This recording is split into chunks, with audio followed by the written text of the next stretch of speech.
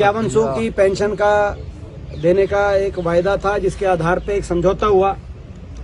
स्वयं केंद्रीय गृह मंत्री श्री अमित जी शाह के घर ये समझौता हुआ, जिस समझौते में एक और दुष्यंत चौटाला खड़े थे, एक और मनोहर लाल खट्टर जी खड़े थे 2019 में, और समर्थन डिक्लेयर करके गठबंधन की सरकार का जन्म हुआ वहाँ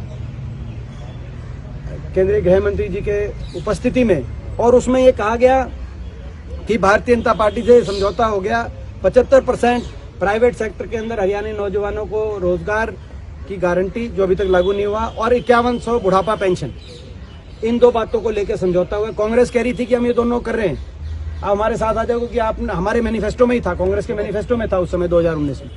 लेकिन उन्होंने कहा कि नहीं, हम ये डबल इंजन की सरकार बनाएंगे और ये करने का काम करेंगे। आज डबल इंजन से प्रदेश की जनता को लूटने का काम हो और वायदा खिलाफी करने का काम हो। 5100 की पेंशन की बजाय 1 जनवरी से 3000 यानी कि आखिरी बढ़ोतरी दिखाई दे रही है।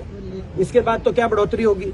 इसके बाद तो जो बढ़ोतरी होगी अगली 1 नवंबर से 6000 की पेंशन कांग्रेस पार्टी करने का काम करेगी। कांग्रेस की सरकार बनने जा रही है प्रदेश में। हरियाणा के बड़े बुजुर्गों के साथ ये जो अपमान हुआ है, इस अपमान और इस धोखे का, इस विश्वासघात का बदला हरियाणा की जनता वोट की चोट से करना काम करेगी। हरियाणा में परिवर्तन लाके करेगी। कांग्रेस की सरकार बनाकर चौधरी उपेंद्र सिंह हुड्डा जी के नेतृत्व में, उदय भान जी की अध्यक्षता में कांग्रेस की सरकार बनेगी हरियाणा में। और अगले 1 नवंबर से हम 6000, देश में सर्वाधिक बुढ़ापा पेंशन, 6000 बुढ़ापा पेंशन हरियाणा के अंदर एक एक बड़े बुजुर्ग को पहुंचाने का काम करेंगे। एक घर में अगर 2 हैं तो 12000 एक घर में बड़े बुजुर्गों को ये पेंशन का लाभ मिलेगा।